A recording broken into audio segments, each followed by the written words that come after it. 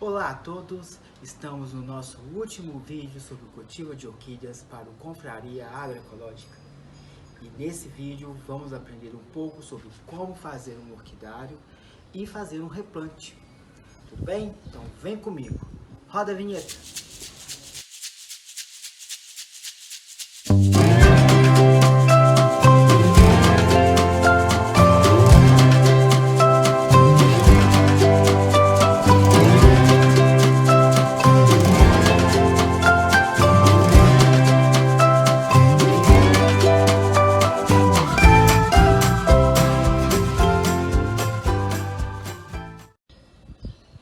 Então, gente, para a gente poder cultivar bem nossas orquídeas, precisamos eleger um local onde elas vão ser cultivadas, onde elas vão habitar. E orquidários são, assim, um dos melhores lugares para a gente fazer isso, que nós podemos colocar elementos para tentar imitar o ambiente de onde elas provêm, né? Como a gente disse anteriormente. Por exemplo, mas nem sempre, né? Antes de mais nada, mas nem sempre a gente tem um espaço adequado.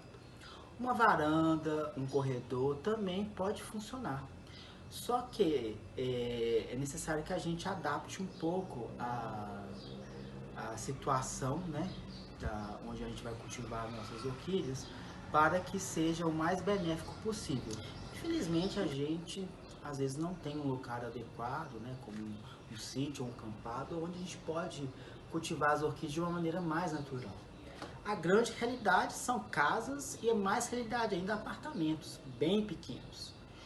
Então é necessário que você escolha pelo menos um local que esteja orientado com o sol, no sentido leste-oeste. Onde o leste pegar é o local mais adequado para você poder cultivar suas orquídeas. No meu caso aqui, o meu orquidário está nesse sentido, o leste está para cá, ele pega o sol da manhã até 11 horas. No inverno vai um pouquinho mais além, mas o sol já é mais fraco. Essa orientação é importante porque a maioria das orquídeas vegeta sob essa orientação.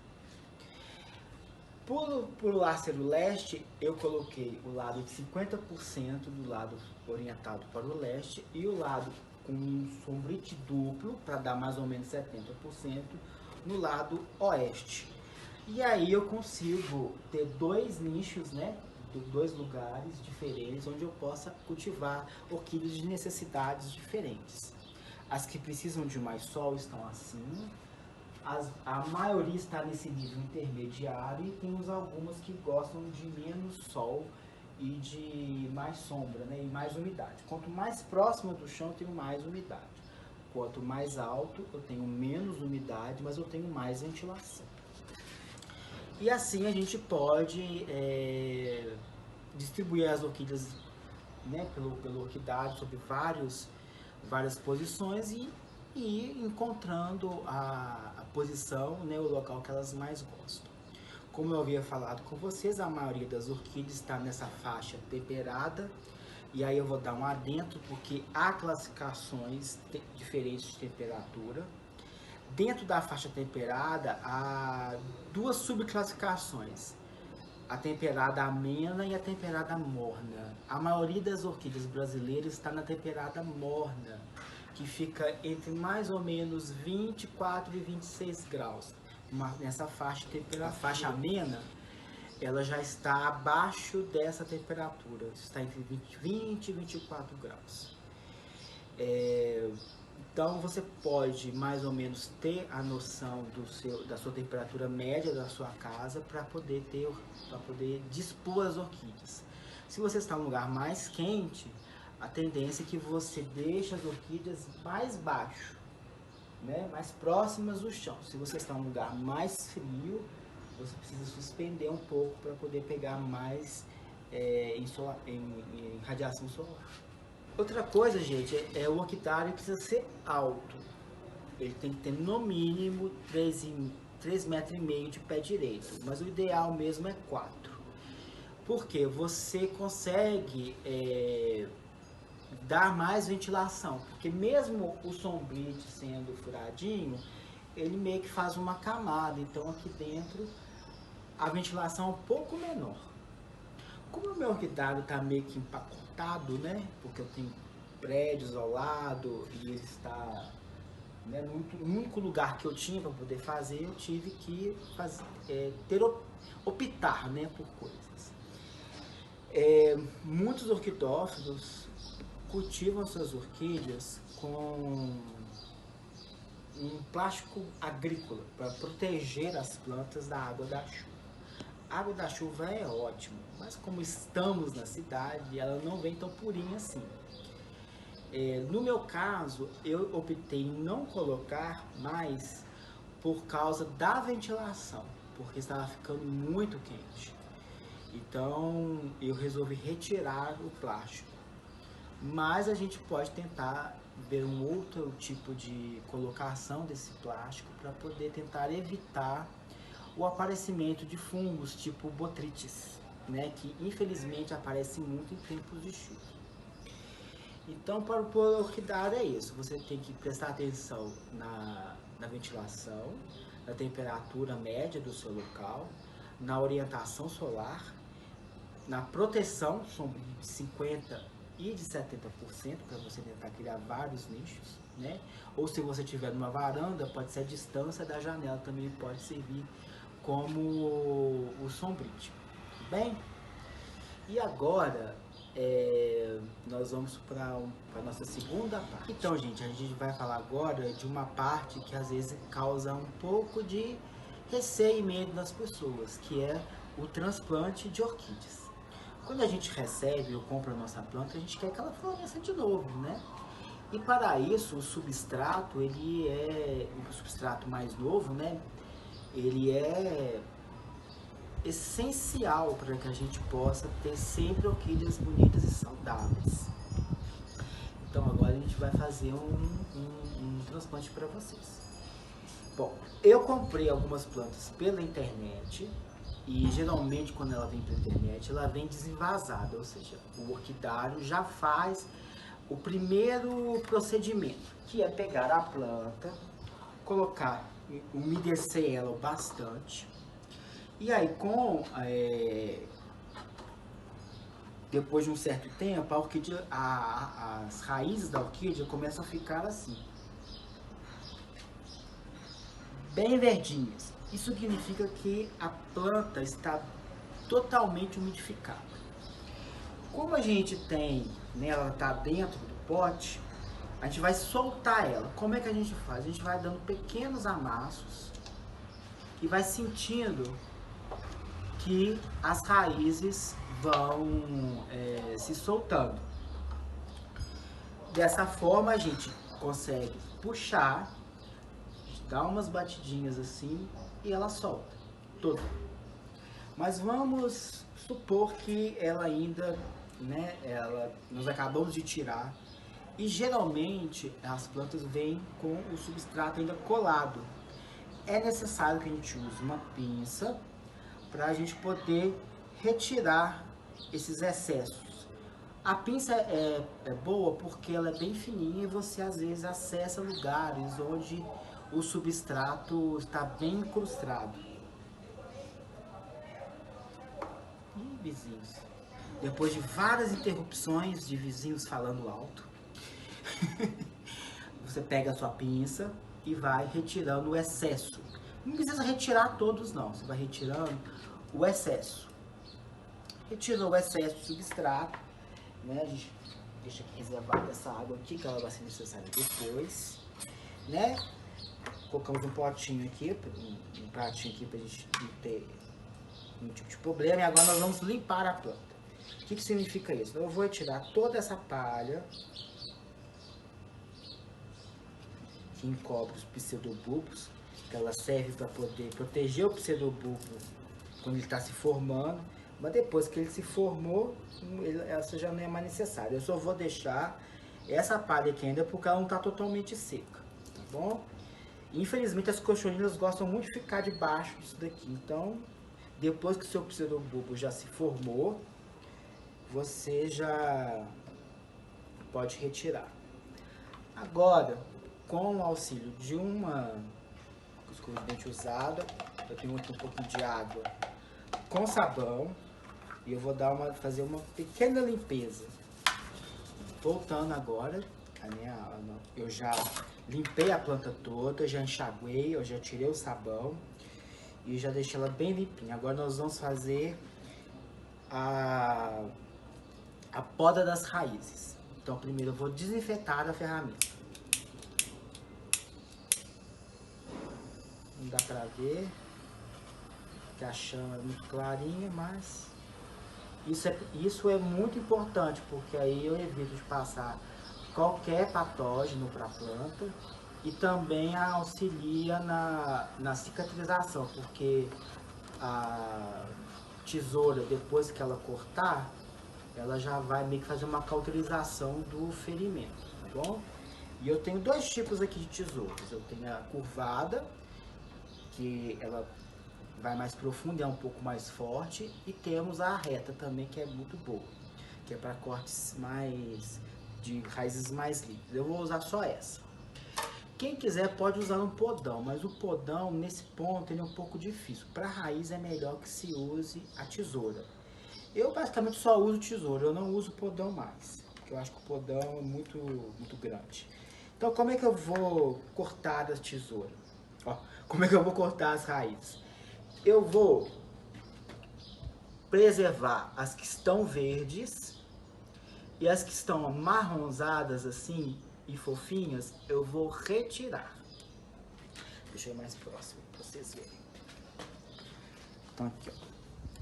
Aqui eu tenho a verdinha, aqui é o broto, a raiz nova, essa tem que ser super preservada. Essas aqui que são mais fininhas, estão vendo?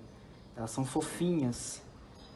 Quando tá fofinho, significa que a raiz tá morta. O velame já não faz mais o papel dele de absorver, né, os nutrientes. Então nós vamos fazer uma poda aqui. Depois eu vou cortar o vídeo para não ficar muito grande, mas a gente vai, né, cortando todas as raízes que são que estão mortas. A gente vai sempre fazer o seguinte: nós vamos até onde está morto. Por exemplo, essa daqui, ó. Essa daqui, ó. Ela tá morta até aqui, ó. Então eu chego aqui e corto. Eu vou preservar a que tá viva, sempre. Se ela estiver morta até o rizoma, eu vou cortar bem rente no rizoma, ok? Então eu vou cortar aqui o restante e depois a gente volta. Olha só, gente, como é que ficou. Tirei todas as raízes mortas. Tirei todas as raízes mortas. Preservei as raízes novas que estão saindo. As velhas que ainda estão vivas estão preservadas. E dessa forma eu vou dar mais espaço para que raízes novas ocupem um novo local, um novo vaso, né? E agora a gente vai para essa parte. Ah, mas aconteceu uma coisa. Eu estava cortando e de repente, eis que eu cortei uma raiz verde. E agora? O que eu faço? Bom, como estava quente, é possível que tenha cauterizado. Mas se você já cortou vários e a última, erroneamente, você acabou cortando, né, com a tesoura já fria, o que eu posso fazer? Eu posso pegar um pouquinho de extrato de própolis. Eu vou pegar o extrato de própolis, ele é muito bom, porque ele gruda, ele não sai com água, né? Ele gruda bastante. Eu posso fazer uma mistura de própolis, né? Eu pego própolis, pego uma superfície, espirro um pouquinho de própolis rapidamente, coloco um pouquinho de canela, faço uma misturinha, pode ser com pincel ou com palito também, né? E aí eu passo em cima do meu ferimento. Essa técnica também é muito boa no caso, se você tiver por exemplo, uma folha. Só tem aqui uma Phalaenopsis. Essa Phalaenopsis, ela apareceu um fungo na folha e o que eu fiz? Eu peguei um pouquinho do própolis e coloquei em cima da lesão. Aí não sai, porque o própolis gruda como uma cola e a canela e o própolis são bactericidas e fungicidas e vão ajudar no combate. A lesão vai continuar, mas pelo menos o fungo vai ficar controlado. Tudo bem? Então vou deixar aqui a minha Lélia crispa aqui. A Lélia crispa, gente, ela é uma lélia típica de Minas Gerais, do Rio de Janeiro, do Espírito Santo. Habita essa faixa dos 800 aos 1.500 metros de altitude, então ela está dentro desse parâmetro de temperatura entre 20 e 30 graus, ela, né, então o temperado morno, que é 24 graus, ela tá nessa faixa, então é uma planta boa para a gente poder cultivar, é uma planta nativa, quer dizer que a gente tem mais possibilidade de sucesso. E ela é uma planta, né, de um porte alto, né, tem mais ou menos 30 centímetros, a inflorescência dela também é bem alta, chega a 15, e pode carregar de 4 até 9 flores, até 9 flores, e a flor dela tem mais ou menos uns 15 centímetros, então é uma planta muito bonita para se ter. Né? O sombreamento 50 a 60%.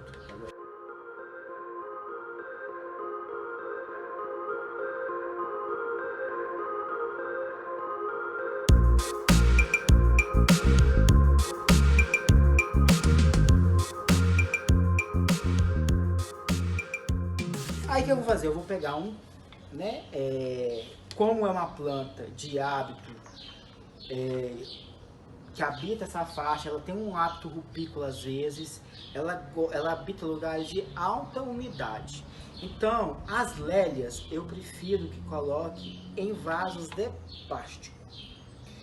Podia ser o vaso de barro? Poderia ser um vaso de barro, só que aí eu teria que ter um substrato que retesse mais umidade.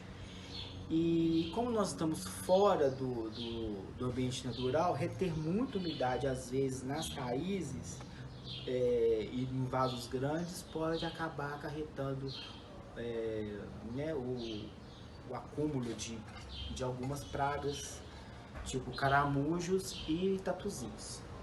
Aí eu vou pegar o meu vaso, vou estabilizar o vaso primeiro, ou seja, eu vou colocar o meu gancho, que vai ser usado de suporte para a planta, e eu vou fazer a amarração. Como é que eu faço a amarração? Eu pego o meu gancho, meço, né, dobro todos na mesma altura, com o auxílio de um alicate. Eu subo, puxo para dentro, subi, e agora eu vou virar. Eu virei, agora eu vou acertar a ponta, eu subo um pouquinho assim, corto assim, o mais fundo que eu conseguir, desço de novo,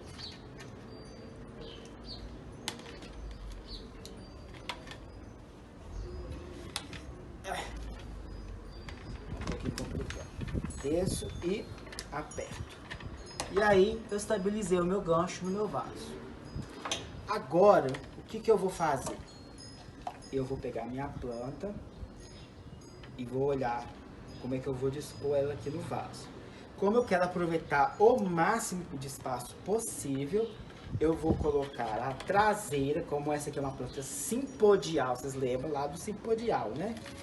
Que é uma planta simpodial, ou seja, ela vai crescendo ao longo do rizoma, então o rizoma ele vai seguindo e vai criando pseudobulbos. Então eu tenho que aproveitar o máximo de espaço.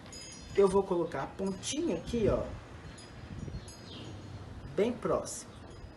E aí, com um auxílio de um arame encapado, eu vou prender o fundo aqui. Agora eu vou prender a frente, acomodar as raízes.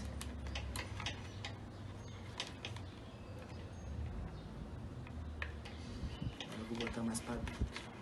Assim fica melhor.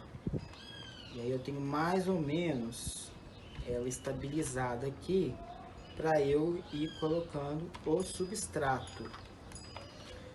Porque aí eu consigo, né, acomodar ela melhor para poder colocar essa parte.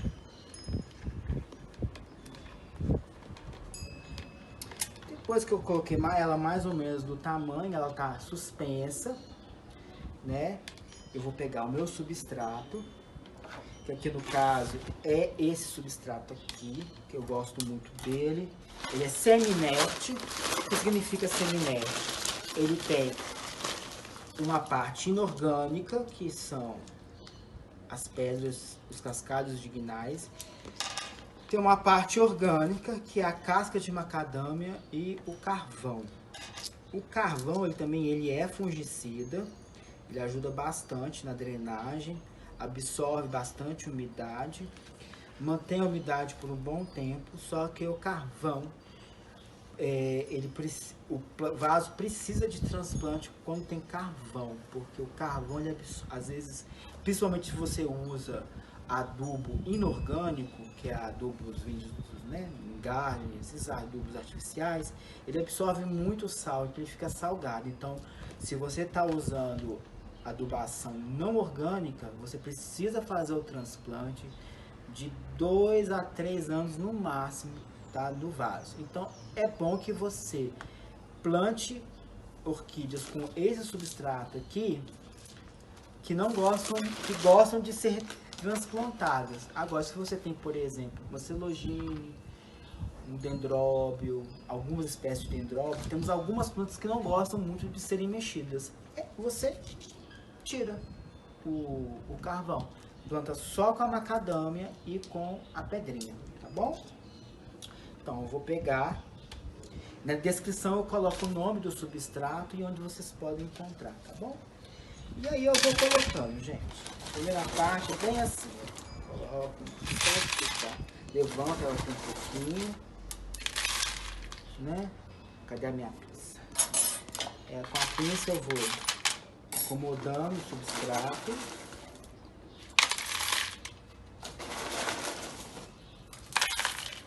Sempre tomando cuidado, né, com as raízes novas, tá? Eu até joguei aqui, não é ter jogado desse lado aí que eu joguei não, tá? O lado que as raízes novas estão caindo, estão, né, começando a vegetar, tem que ser colocado com mais cuidado, pra gente não machucar a pontinha da raiz, que é a parte onde a planta está com maior atividade, né, vegetal. Então, tô começando a procurar umidade para poder se fixar. E aí nessa parte aqui, gente, eu vou, com o auxílio da pinça, vocês estão vendo que eu tô tentando acomodar a parte de baixo da planta. É essa parte que a pinça é boa, sabe? Então eu tô aqui preenchendo um pouco os espaços que tem debaixo da planta.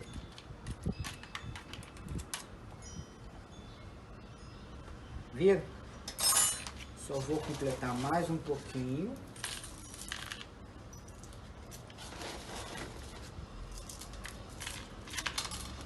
E como ela é uma planta, no caso aqui, que gosta de bastante umidade, o que eu vou fazer? Eu umedeci, né? Já umedeci o esfagno, que é um fungo, que também é fungicida, que é um musgo, que é fungicida também, ele é muito bom. Eu já umedeci, já fiz a dessalga dele. Como é que faz a dessalga? A gente coloca o esfagno num recipiente com água, deixa ele lá marinando por um tempo, dá uma mexidinha nele, deixa lá mais ou menos uns 30 minutos, tiro, jogo aquela água fora, vocês vão perceber que no fundo aparece uma areinha, aparece alguns, né, algumas coisas, uma sujeirinha. E aí eu coloco mais uma água, né? Faço esse procedimento 2 vezes e aí retiro o excesso de água depois. Deixa eu colocar aqui. E como essa orquídea gosta muito de umidade, aliás, todas, né? Eu faço isso praticamente. Eu vou colocar essa parte aqui mais próxima, apenas essa parte mais próxima. Aqui eu posso colocar mais um pouquinho.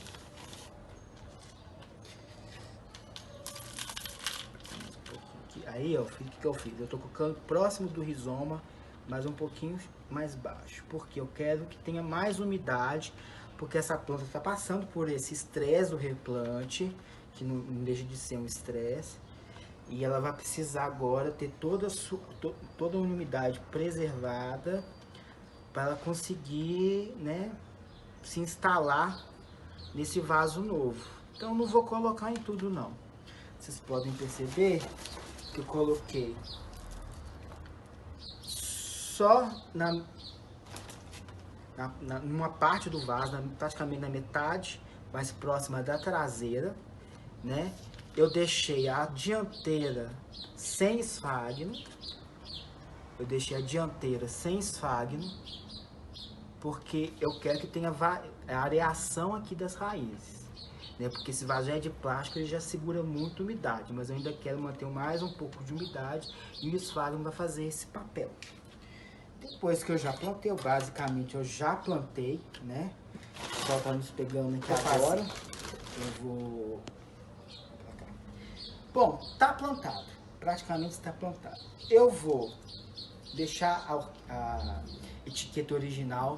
Esse aqui é o Orquidário Bela Vista. Pra eu saber de onde que eu comprei isso, né? É sempre bom. Deixa aqui embaixo, porque essa etiqueta aqui não dá pra gente mexer. E vou fazer a minha etiqueta com a data do replante e vou colocar aqui para eu ter uma noção de quando eu tenho que replantar essa planta, né? Porque é mais ou menos uns 2 anos que a gente replanta as plantas, de 2 a 3 anos. Então, em média, né? Se ela ainda tiver muito boa aqui ainda, pode até passar de 3, né? Até ela colonizar isso aqui tudo, né? Ela vai... Talvez eu possa esperar mais um pouquinho. Sempre tem que ser na observação, entendeu? Se você vê que a planta tá com as raízes ainda procurando o substrato, se a raiz está procurando substrato, quer dizer que o substrato ainda está bom. Então você pode passar dessa data. Essa data de 2 a 3 anos é porque antigamente se usava muito o xaxim, que agora não pode ser mais usado, porque está ameaçado de extinção. E o xaxim, depois dessa idade, já começava a ficar bem puidinho e muito ácido. No caso do nosso substrato aqui, o problema pode ser o carvão. Mas se as raízes ainda estiverem procurando substrato, ou seja, elas estão penetrando ainda dentro do vaso, não estão ficando aéreas, quer dizer que o substrato ainda está bom. Tudo bem? E por fim, eu vou dar umidade para minha planta, mas eu gosto de ajudar, né? Eu vou colocar um pouquinho. Aqui eu tenho 250 ml de água. Eu vou colocar praticamente 1 ml de óleo de ninho, só para garantir que nenhum fungo, nenhum inseto ou qualquer outro animal possa vir, né, aproveitar do momento de restabelecimento da nossa orquídea. Aí, eu lancei um pouquinho, como eu já vou ter água aqui mesmo, então eu vou acabar não tendo umidade. Eu vou... No caso de pessoas, a gente não pode passar debaixo do sol, porque isso é óleo. Aliás, nenhum óleo, nenhum defensivo agrícola e nenhuma adubação deve ser dado no sol apenas. Nós estamos no sol de meio-dia praticamente, então não é aconselhável. Então eu vou ficar um pouquinho aqui, eu vou sair daí. Só para vocês verem, vai ser rápido, mas não recomendado, tudo bem? Eu vou aplicar em toda a minha planta, embaixo, sobre as folhas, no vaso também, embaixo. Até eu perceber que ela está toda molhada e que as partes mais superficiais do vaso e do substrato estão regadas com esse óleo de nim. Eu não vou deixar ela no sol, obviamente, eu vou deixar ela secar em algum lugar sombreado e com grande ventilação, para que ela possa depois ser colocada dentro do orquidário. E com isso, a gente encerra o nosso curso sobre orquídeas. Espero que vocês tenham gostado. Então, gente, compartilha, dê o seu like. Vamos expandir os nossos conhecimentos. Vamos compartilhar todo esse conhecimento para que a gente sempre tenha orquídeas bonitas e bem cuidadas. Tudo bem? Então, um grande abraço. Ah, uma coisa, esquecendo. Você também pode cultivar bromélias. Essa bromélia aqui e as orquídeas são basicamente, tem o mesmo trato. Essa bromélia aqui, muito bonitinha, é a Tillandsia malenote. Muito bonita. Eu comprei do Louco por Plantas. Ele tem um Instagram, Louco por Plantas. É o Vinícius Leiro. Tem plantas muito lindas lá. Quem quiser também, né, pode cultivar orquídeas e bromélias, porque são ambas plantas, na sua maioria das vezes, epífitas e que requerem os mesmos cuidados. Tá bom? Então, reafirmando, compartilha, dê o seu like e vamos cultivar orquídeas e bromélias. Um beijo para todos. Tchau.